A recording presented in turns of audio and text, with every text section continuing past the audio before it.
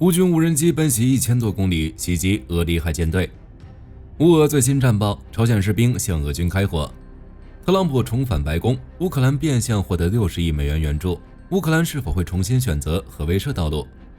中东局势迎来巨变，以色列将采取强硬手段。精彩资讯即将开始。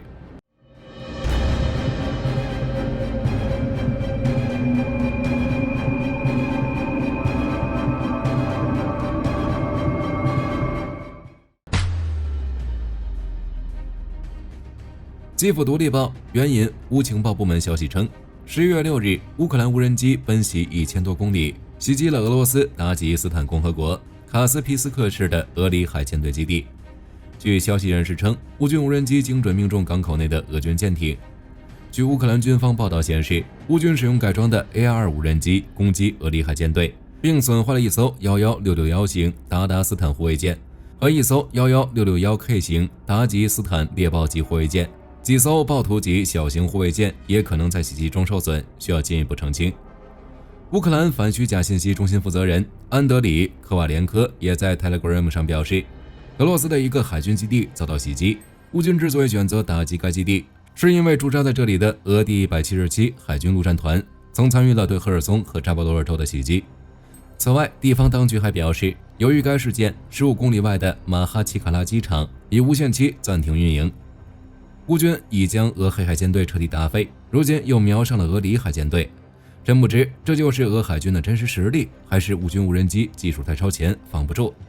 在前线方向，被俘俄军称朝鲜援兵向我们开枪。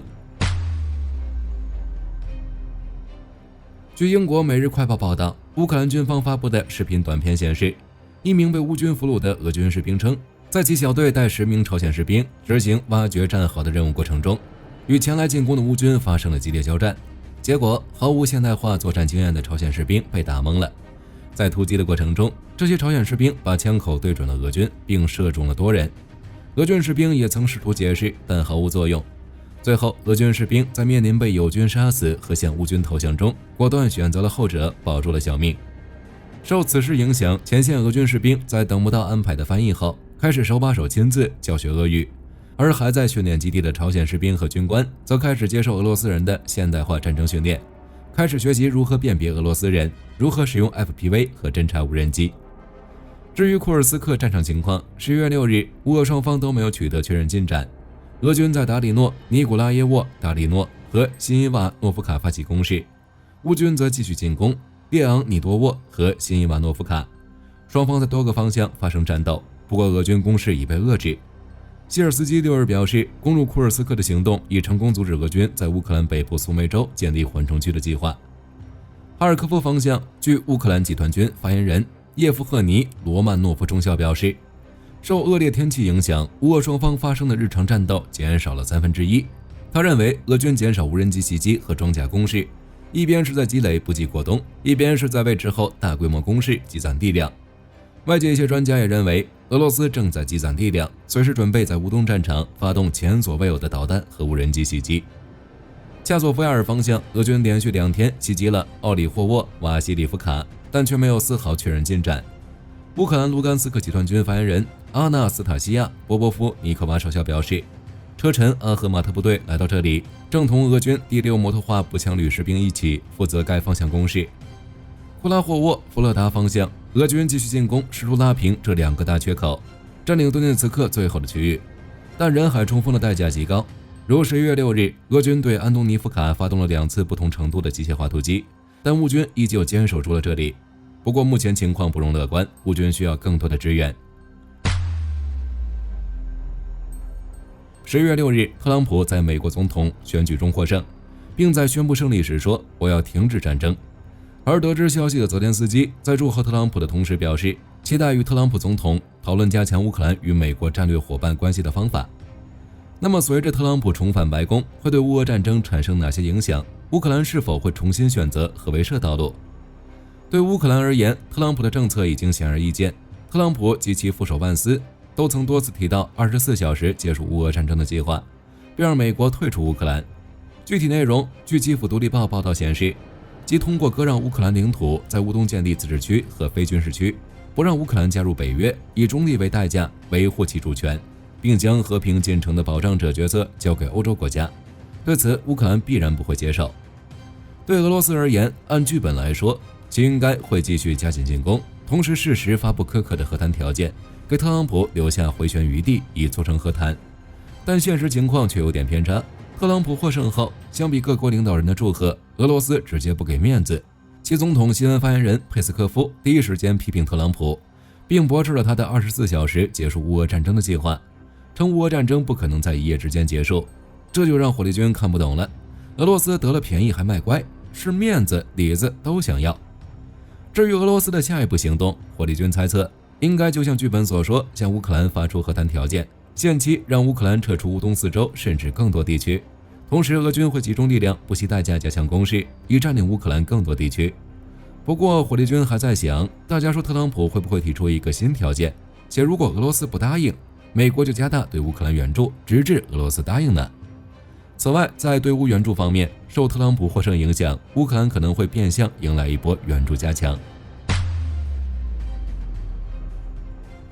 特朗普即使获选，但对美国已经通过的援助计划，他是无法阻拦的。而新的援助计划可能会被其消极对待乃至取消。不过，据政客11月6日报道，还在其位的拜登政府正计划在2025年1月特朗普就职典礼前，向乌克兰提供剩余的60多亿美元军事援助。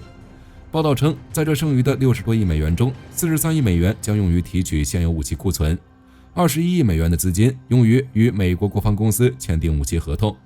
而且这批武器会尽可能的在特朗普就职典礼前迅速交付。当然，乌克兰的依靠还有欧洲。如今，欧洲正考虑在美国拒绝援助的情况下，加大对乌克兰的援助。10月5日，北约秘书长吕特和意大利总理梅洛尼宣布，北约打算增加对乌援助。另外，据基辅独立报称，北约已经成立了援乌和训练中心，建立10几个援乌联盟，并准备提供400亿欧元军事援助。由此可见，2025年乌军不会因为美军停止军援而弹尽粮绝投降。更何况，现在事情还没有发生，乌克兰前景仍存不确定性。唯一可以确定的是，乌克兰不会轻易投降。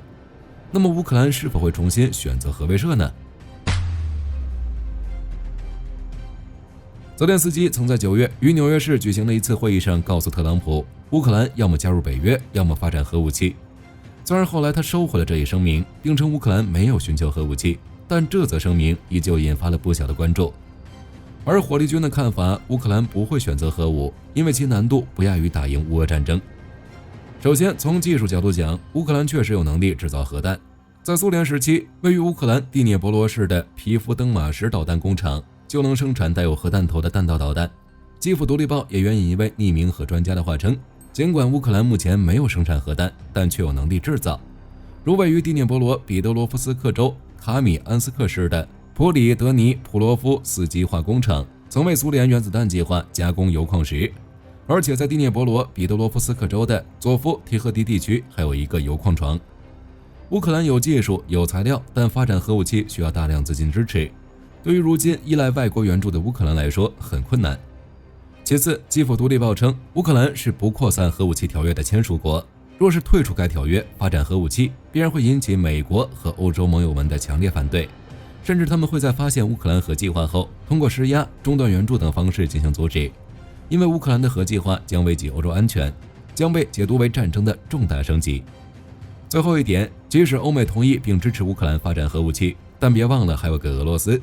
一旦让俄罗斯识别到乌克兰有核设施，必然会受到俄军的重点关照。这就好比当初的伊朗，自1950年代以来，伊朗就一直试图发展核武器。2010年至2020年期间，有5名伊朗核科学家丧生。2020年，伊朗核设施莫名发生爆炸。可以说，在俄罗斯眼皮子底下，乌克兰就很难成功实施核计划。更何况，如今乌俄战争还在持续，强行发展核武器只会成为乌克兰的软肋。此外，特朗普重返白宫的影响也使中东局势迎来巨变。先前已报道过，内塔尼亚胡在美国大选前解除了加兰特国防部长的职务。从当前特朗普胜选来看，以色列情报部门似乎提前预料到了美国大选结果，因为特朗普与内塔尼亚胡都倾向于在中东地区采用强硬手段。但哈马斯、真主党以及胡塞武装接下来的日子可能就要不好受了。此外，由于伊朗先前表示可能会从伊拉克领土向以色列进行反击，伊拉克方面也出来进行了澄清。其武装部队司令部发言人叶海亚·拉索尔表示，该国领土不会成为发动袭击或展开还击的跳板。至于扬言要报复以色列的伊朗，在美国大选结束后也没有发动袭击，现在看来应该更不会了。回到战场上，根据媒体报道，10月6日，以色列国防军总参谋长哈莱维称，将持续在贝鲁特、黎巴嫩南部、贝卡谷地和叙利亚打击离真主党目标。随后，以军对黎巴嫩首都贝鲁特南郊发动了8次空袭，对黎巴嫩南部地区的15个城镇发动了21次空袭，对黎巴嫩东部地区的5个城镇发动了8次空袭。与此同时，以色列还发布了一则声明，以军第252师结束了在加沙地带中部的内查里姆走廊为期数月的军事行动。该部队在行动期间摧毁了加沙地带军事组织10多公里的地下隧道，以及数十个对以军构成威胁的竖井和军事基础设施。此外，以色列再次重申了对于真主党和加沙地带这2条战线的基本态度。在加沙方面，以色列要求哈马斯释放被扣押人员，并解除武装退出该地区。在真主党方面，以色列要求真主党履行2006年决议，退到利塔尼河以北，以确保以色列北境安全。需要注意的是，以色列此前已多次表态，如果真主党拒绝停火谈判协议，以军将不再留守，会对其进行全面的军事打击。另一方面，根据黎巴嫩媒体报道，11月6日，真主党使用无人机袭击了以色列法海湾的海军基地，还向以色列北部上加利利地区的萨萨发射了火箭弹，同时也袭击了特拉维夫本古里安国际机场附近的军事基地。据一方统计，真主党当天向以色列发射了约170枚火箭弹，其中约有25枚火箭弹从黎巴嫩发射向以色列上加利利和法海地区，部分火箭弹被拦截，剩余火箭弹落在空旷地区，目前暂没有伤亡报告。以军当晚还发布消息称，拦截了一架从黎巴嫩飞来的无人机。需要注意的是，真主党新任领导人卡西姆再次露面，他表示真主党将依靠战场而不是谈判来结束与以色列的战争。根据媒体报道，随着半岛局势日益紧张，韩国兵员短缺问题愈发明显。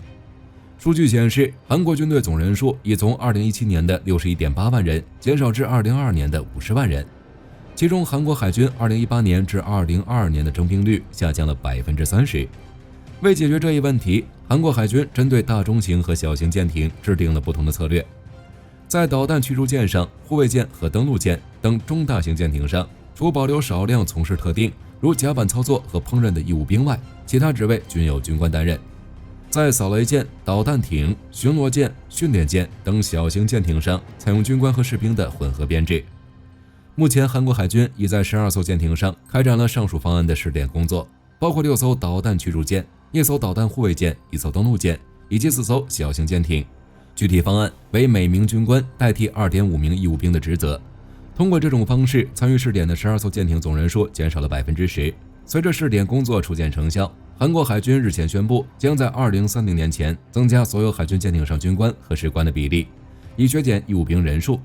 同时，为保障和计划实施，韩国海军将从2025年3月起，通过整改征兵过程，以吸引更多青年志愿加入。